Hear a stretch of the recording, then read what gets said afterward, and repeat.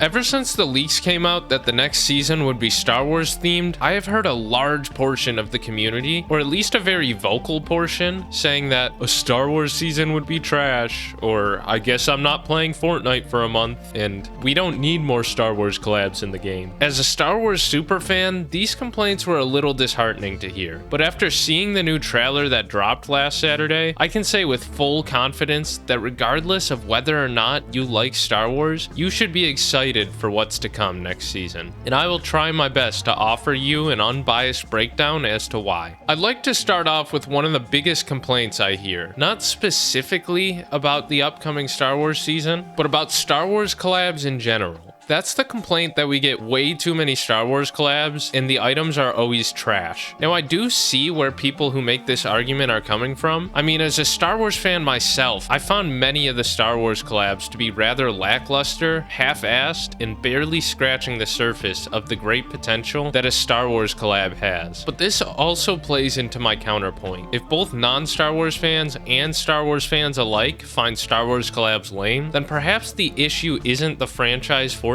is collabing with, but rather how the collab was implemented into the game. Now let's go back to Chapter 2 Season 1 for a second, which is when we had the very first Star Wars collab. No, not that one, this one. Now I think it's worth noting that since collabs weren't very common at this point in Fortnite, we shouldn't be too harsh on this event. In fact, I think it offered a generally solid experience, as many collabs from this era simply just added skins. This event brought to the game for the very first time lightsabers, as well as the First Order blaster rifle. These additions back in the day were awesome. For the first time ever in Fortnite, you had the ability to block bullets with a melee item. And correct me if I'm wrong, but this was also the first time we had a gun with infinite ammo. I remember countless funny clips online and moments that I personally experienced with these items that made them feel special, which begs the question, why are they so hated now? The short answer is, Fortnite got lazy. These items came out at a time when Fortnite players weren't exactly the best at the game. They didn't need to be powerful to be fun, so for a time like Chapter 2 Season 1, they were perfect. The next big Star Wars collab came out in Chapter 3 Season 2, and what did it add? The same old lightsabers and a retextured First Order blaster rifle, now called the E11. The issue was, at this point in time, players were much better than they were in Chapter 2 Season 1, and the result was these items feeling completely useless. No longer did it feel viable to slowly walk towards your enemy while blocking with a lightsaber, as people would just immediately break your defense with a Stinger SMG. No longer was it fun to grab 3 blasters so you could infinitely spam your enemy's builds without having to reload, because these guns just weren't meta. Fortnite players had improved, but the Star Wars items had not, and as a result, they became forgotten and generally unused at this time. So how did Fortnite solve this issue with the next collab? They made it so you can throw your lightsaber.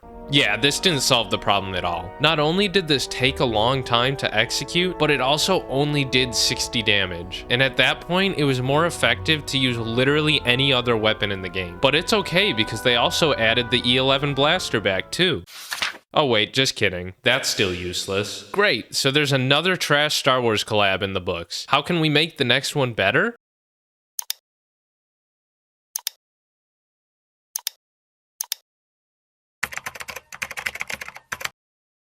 Yeah, that's right. The Star Wars collabs in Season 3 and 4 of Chapter 3 were exactly the same. Actually, in Season 4, they added a version of the Junk Rift that drops the X-34 land speeder. Nobody asked for that to be added. So I'm sure you're starting to notice the pattern here. Fortnite players don't like repetition, at least not if what's being repeated is completely useless to them. So to me, it makes sense that the Fortnite community points to Star Wars for this mediocrity. Why is this important? Because I feel that the people who are expecting a Star Wars season to be bad are people who think that all a Star Wars season entails is more of the same old lightsabers and blaster rifles from past collabs. But what I don't think these people realize is that Star Star Wars collabs, and any collab in general, have the ability to be good as long as it brings something new to the game. In fact, if you're one of those people thinking all Star Wars collabs are just lightsabers and blasters, then I bet you didn't realize that I left out a few collabs that actually proved that a Star Wars season has the potential to be some of the best Fortnite we've ever had. The first one being the Mandalorian collab in Chapter 2 Season 5. This collab brought two new items to the game. The first was the Mandalorian's Amban sniper rifle, which was possibly one of the most fun sniper rifles we've ever had in this game. Not only was it a sniper with a thermal scope that did 110 damage, but it also had a secondary melee attack, which was way more powerful than people give it credit for due to its knockback abilities. Not to mention its highly satisfying sound. I remember forcing my enemies to build up really high just so I could knock them off their builds with my sniper, making them die to fall damage. The other item was just a reskin jetpack, but this jetpack did at least bring a new feature, that being the ability to aim down sights and maintain your height while aiming. Both of these items were innovative, powerful, and fun enough to actually be meaningful additions to the game, unlike the blaster rifles, proving that Fortnite does have the ability to make a Star Wars collab good. And if this wasn't enough to convince you, then let's fast forward to Chapter 4 Season 2 with what I regard as the best Star Wars collab we have ever had. This collab was the closest thing we ever got to a full-on Star Wars season, offering a mini pass as well as actually meta-changing additions for the first time ever. Now, I know we haven't been covering cosmetics much throughout this video, but getting a full mini pass of Star Wars skins for only 1,000 V-Bucks was possibly the biggest win of all time for Star Wars fans like myself. So this edition alone was huge. I remember just sitting on the pass screen to listen to the Star Wars music that would play on it.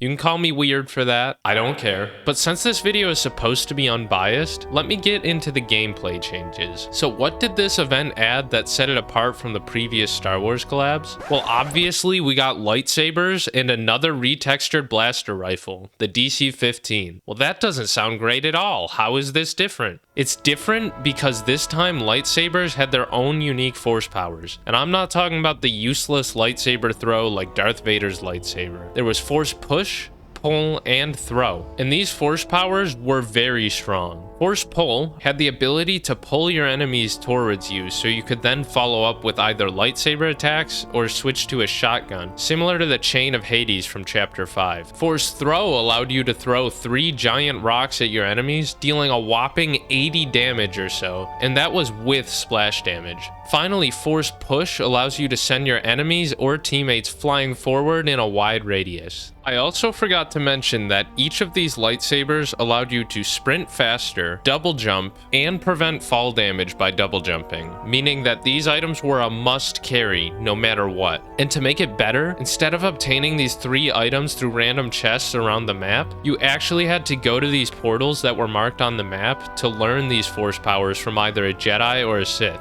meaning that going for these items was a sure way to get player engagement as they were highly sought after, especially the force throw. These new force powers added a whole new gameplay element that was refreshing and at the time very unique for collab items, which is what makes them so much better than the classic lightsabers we had received 4 times prior to this event. And although we can't really expect LTMs from Fortnite anymore, it is worth noting that the Mandalorian collab also brought a Star Wars themed LTM called Mando's Bounty, which was an improved version of the Wix Bounty LTM, and personally I thought it was extremely fun. Clearly it is possible for Fortnite to make good Star Wars collabs. Now it's just a matter of whether or not this Star Wars season will be good or not, and I think it absolutely will be. Firstly, there is simply no way that Fortnite can release a Star Wars season that literally just brings back lightsabers, blasters, and nothing else. So we don't have to worry about another lazy Star Wars collab. In other words, we are guaranteed to get new and innovative content. And the season will be jam-packed with it too. Being only 5 weeks long, with each week bringing us game-changing new content, is definitely a formula for success, as we've seen with Fortnite OG, which is one of the most highly rated Fortnite seasons of all time. In part because of its weekly updates that kept the game feeling fresh throughout the entire season. In fact, one of the biggest killers of a Fortnite season is lack of updates. I'm looking at you, Chapter 2 Season 1. We have already seen some some of this new content in the trailer. I mean, we are getting literal X-Wings and TIE fighters that we can fly in Fortnite. These will most likely be similar to planes and helicopters from past seasons, but I can easily see Fortnite giving these vehicles a Star Wars twist on them, similar to what they did with the Amban sniper rifle and Mandalorian's jetpack. We're also getting a new force power in the form of Force Lightning, and I pray that we get the original 3 force powers on top of that. And I know there's plenty more new features, both in the trailer and still waiting to be revealed to us, that will make this season something to be remembered. And on top of all of these new features, you can also see in the trailer that pretty much every Star Wars item that has been in the game previously will be returning. I understand not all of these items are loved by everyone, but having this abundance of Star Wars items in the loot pool means that this season may be the first season ever to play into its theme to the depth that it does. And we've learned how important it is not to ignore your season's theme with Chapter 5 Season 2. I mean, they literally deleted their themed items that season. The final thing that I think will make this season one of the best of all time is the fact that apparently we will have interactive events each week that build up to a full-on live event at the end of the season. Although we don't entirely know what this entails, things like mini events, LTMs, and interactive Easter eggs are all beloved by the community and are certainly something to be enjoyed by Star Wars fans and non-Star Wars fans alike. It really is a great time to be a Fortnite fan right now, and an even greater time being a Fortnite and Star Wars fan. I'm sure that regardless of your opinion on Star Wars, you will find enjoyment in this season. If you aren't a Star Wars fan and you do enjoy this season, maybe take that as a sign to give the Star Wars franchise a chance. I originally had no interest in the MCU, but the first Marvel season was so fun that it convinced me to watch those movies, and my only regret is not watching them sooner. And if everything I said throughout this entire video still hasn't convinced you to be excited, then let me leave you with this. I don't like anime, but I'm still happy for anime fans when their favorite shows are added to the game. Just let me enjoy the season that I've been begging for ever since I started playing the game. So now it's time for me to leave this open to you guys. I'd like to know how you feel about the Star Wars season. What are you looking forward to? What are your reasons for not being excited? I'd also like to thank you guys for watching my video. If you found it entertaining, then please leave a like, subscribe, and use code JustAverage in the item shop. And I'll see you guys in a galaxy far, far away.